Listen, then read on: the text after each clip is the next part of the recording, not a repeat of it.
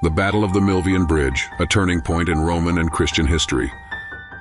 The Battle of the Milvian Bridge was not just a military clash, it was a confrontation that shaped the future of an empire and altered the course of human history.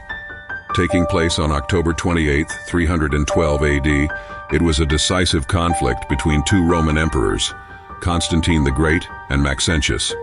This battle, fought near the Tiber River in Rome, was charged with political intrigue, divine intervention, and the desperate struggle for power in a crumbling Roman world.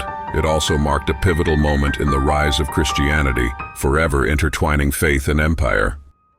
To understand the magnitude of this battle, one must delve into the fractured state of the Roman Empire, the personal ambitions of Constantine and Maxentius, and the chilling omens that set the stage for a conflict that would decide the fate of Rome. By the early 4th century, the Roman Empire was a shadow of its former glory. The once mighty empire, which had stretched from the British Isles to the sands of Arabia, was now crumbling under the weight of internal divisions and external threats. The Tetrarchy, introduced by Emperor Diocletian in 293 AD, divided the empire into 4 regions, each ruled by a separate leader: 2 senior emperors, Augusti, and 2 junior emperors, Caesars. This system was meant to stabilize the vast empire, but instead sowed seeds of rivalry and betrayal. By 306 AD, the Tetrarchy had disintegrated into chaos. Constantine, the son of a former Caesar, sought to consolidate power in the western half of the empire. Meanwhile, Maxentius, the son of a previous Augustus, declared himself emperor in Rome, defying the authority of Constantine and the eastern ruler Licinius. The empire was now a battlefield of egos, with Rome itself teetering on the brink of destruction. Constantine, born in 272 AD, was a man of ambition and cunning. As the son of Constantius Chlorus, a respected Roman general and Caesar, Constantine was well versed in the art of war and politics. His rise to power began in 306 AD, after the death of his father. Proclaimed Augustus by his troops, Constantine quickly secured control over Britain, Gaul, and Hispania. Unlike his rivals, Constantine was known for his strategic mind and adaptability. He understood the importance of alliances, military discipline, and propaganda. But what truly set him apart was his willingness to embrace new ideas, including the rising tide of Christianity, which was gaining followers despite widespread persecution. In contrast, Maxentius was a ruler plagued by indecision and excess. Although he claimed to be the rightful heir to Rome's legacy, his rule was marked by corruption and tyranny.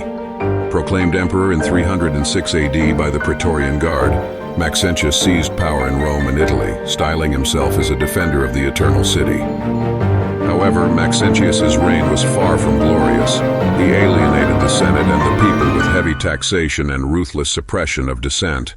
To many, he was a usurper rather than a legitimate ruler, but Maxentius was not without his strengths. He commanded a large, well-trained army and fortified Rome with impressive defenses, believing that his position was unassailable. By 312 AD, the tension between Constantine and Maxentius had reached a boiling point. Constantine had already subdued rivals in Gaul and was now marching toward Rome. Maxentius, aware of Constantine's approach, prepared for a decisive confrontation. Constantine's army was smaller but highly disciplined, consisting of hardened veterans and cavalry units. Maxentius, on the other hand, had a larger force, bolstered by Rome's legions and auxiliary troops. However, his reliance on numerical superiority would prove to be his undoing. As Constantine advanced, he sought divine favor to ensure victory. According to Christian tradition, on the eve of the battle, Constantine experienced a vision. He reportedly saw a Chi-Rho symbol, representing Christ, and the words, "In hoc signo vinces," "In this sign you will conquer." Interpreting this as a divine sign, Constantine ordered his soldiers to paint the symbol on their shields, committing his fate to the Christian God. The Milvian Bridge, a vital crossing over the Tiber River, became the focal point of the battle. Maxentius, confident in his superior numbers, positioned his forces near the bridge, hoping to trap Constantine's army against the river. Constantine, however, displayed his tactical brilliance. He attacked with precision, using his cavalry to break through Maxentius's front lines. The disciplined Roman legions under Constantine's command advanced methodically, exploiting weaknesses in Maxentius's formations. Chaos erupted as Maxentius's troops, unable to retreat in an orderly fashion, were forced onto the narrow bridge. In the heat of battle, Maxentius made a fatal mistake. As his forces began to falter, he ordered a retreat across the Milvian Bridge. The bridge, already weakened and overloaded with fleeing soldiers, collapsed under the strain. Thousands of Maxentius's men drowned in the Tiber, their armor dragging them to watery graves. Maxentius himself attempted to escape but was swept into the river and drowned. His lifeless body was later recovered, and his severed head was paraded through Rome as a symbol of Constantine's victory. The Battle of the Milvian Bridge was more than just a military triumph. It was a turning point in history. Constantine's victory solidified his control over the Western Roman Empire and marked the beginning of the end for the Tetrarchy. More importantly, it set the stage for the rise of Christianity as the dominant religion of the empire. In 313 AD, Constantine and Licinius issued the Edict of Milan, granting religious tolerance to Christians and ending centuries of persecution. Constantine's faith, whether genuine or politically motivated, reshaped the cultural and spiritual landscape of the Roman Empire. The Battle of the Milvian Bridge was a stark reminder of the brutal nature of power struggles in ancient Rome. It was a conflict driven by ambition, betrayal, and the desperate desire for control. Maxentius, who sought to protect Rome, perished in the very waters he hoped would secure his victory. Constantine, guided by divine inspiration or calculated opportunism, emerged as a conqueror destined to change the world. But the battle also left behind a darker legacy. It marked the beginning of a new era of religious conflict, as Christianity's rise often came at the expense of traditional Roman religions.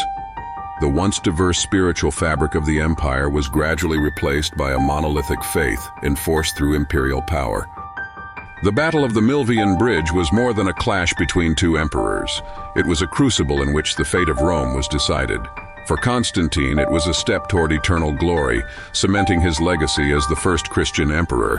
For Maxentius, it was a tragic end, a reminder that hubris and overconfidence can lead to ruin. As the sun set on the battlefield and the Tiber carried away the dead, the world stood on the brink of a new era. An empire that had once worshipped Jupiter and Mars was now embracing the god of the cross, and the ripples of that change would be felt for centuries to come. The Milvian Bridge was not just a battleground, it was a bridge to the future, forged in blood and faith.